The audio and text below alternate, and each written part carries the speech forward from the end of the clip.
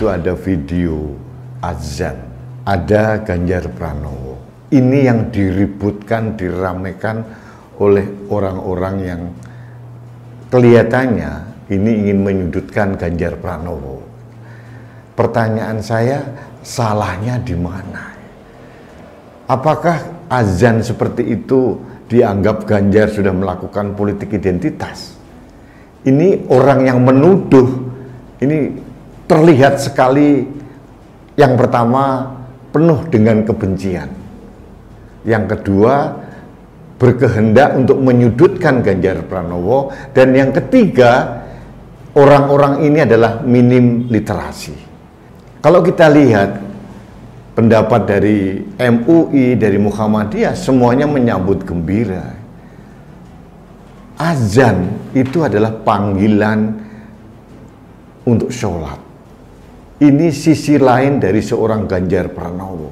Toh di situ tidak disebutkan pilihlah saya.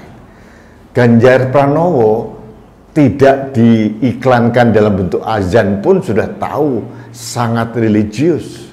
Azan ini adalah sisi religiusitas dari seorang Ganjar Pranowo. Kalau azan terus kemudian dipolitisasi seolah-olah politik identitas, sorry, mohon maaf, koplak sekali gitu.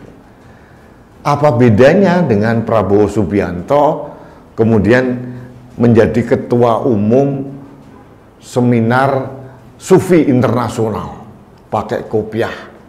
Apakah Prabowo melakukan politik identitas? Tidak. Prabowo Subianto, Anies Baswedan sowan ke kiai, didoakan oleh kiai. Apakah itu politik identitas? Tidak. Dan itu berkali-kali mereka lakukan. Politik identitas itu mungkin saya jelaskan kembali bagi orang-orang yang minim literasi karena didasari oleh kebencian di dalam masjid atau mungkin dalam kampanye mengatakan pilihlah saya karena saya orang Islam. Ini tidak ada sama sekali. Bandingkan dengan Pilgub DKI Jakarta tahun 2017. Ayat-mayat ditulis di depan masjid. Siapapun yang mendukung penista agama tidak disolatkan di masjid kalau meninggal. Ini jelas-jelas politik identitas. Jadi bagi saya apa yang dilakukan Ganjar Pranowo tidak sama sekali salah. Justru menurut saya sangat baik karena Ganjar mengajak orang-orang muslim untuk sholat, untuk melakukan ibadah. Tidak ada embel-embel politik, pilpres, atau apapun.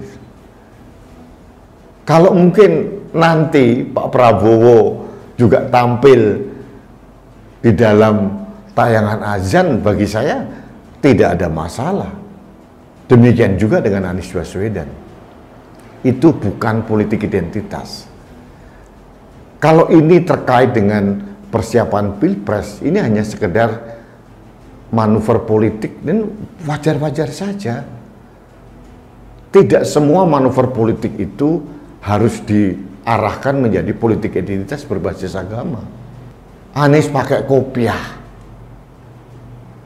kemudian Pak Prabowo pakai kopiah, bertemu dengan ulama atau didatengin ulama, didoakan ulama. Itu bukan politik identitas, kecuali ada narasi bahwa pilihlah saya karena si A, si B tidak Islami, saya lebih Islam misalnya. Atau melakukan kampanye politik dalam ceramah di masjid. Nah, itu tidak boleh.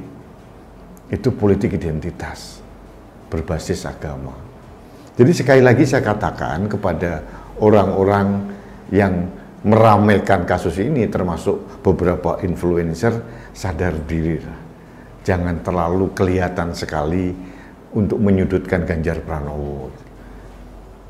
Kebencian, kemudian untuk intens menyudutkan itu harus dibarengi dengan kecerdasan gitu. Akhirnya warganet atau netizen akhirnya membuli kalian-kalian. Jadi melakukan objektivitas dalam penilaian suatu tindakan itu penting. Jangan sekedar subjektif, minim literasi karena dasarnya adalah kebencian-kebencian dan ingin menyudutkan, ingin menjatuhkan dan tidak mempan. Apalagi Majelis Ulama Indonesia, Muhammadiyah, tokoh-tokoh ulama, pengamat politik mengatakan tidak ada masalah. Ini bukan politik identitas berbasis agama. Kalaupun ini dimaknai sebagai manuver politik ya sah-sah saja. Dan selama ini kan memang Ganjar Pranowo memang sangat taat untuk beribadah. Sholat tidak pernah ditinggalkan oleh beliau. Kecuali orang yang perilakunya tidak islami, tidak pernah sholat dalam hari-hari, dalam kegiatannya, kemudian tiba-tiba muncul di azan atau sholat, kemudian disorot, diliput, diviralkan, nah, itu lebay, meskipun itu bukan politik identitas juga. Itu pencitraan yang berlebihan menurut saya. Tapi kalau kasus azan di mana Ganjar Pranowo menjadi salah satu talent yang ada di azan itu, bagi saya sah-sah saja dan tidak ada unsur politik identitas sama sekali. Itu keyakinan saya. Dan sekali lagi saya katakan, bagi orang-orang yang ingin menjatuhkan, menyudutkan Ganjar Pranowo, mulailah belajar untuk objektif. Jangan seorang S3 misalkan, akademisi atau mungkin tokoh besar, akhirnya mendegradasi diri sendiri karena ujaran kebencian yang didasari dengan sangat tidak objektif. Ini memalukan diri sendiri. Itu yang ingin saya sampaikan pada kesempatan ini. Baiklah sahabat Indonesia, terima kasih Anda telah mengikuti Opini Rudi. Kita bertemu kembali dalam Opini Rudi selanjutnya. Salam satu Indonesia, salam Pancasila, salam Indonesia maju.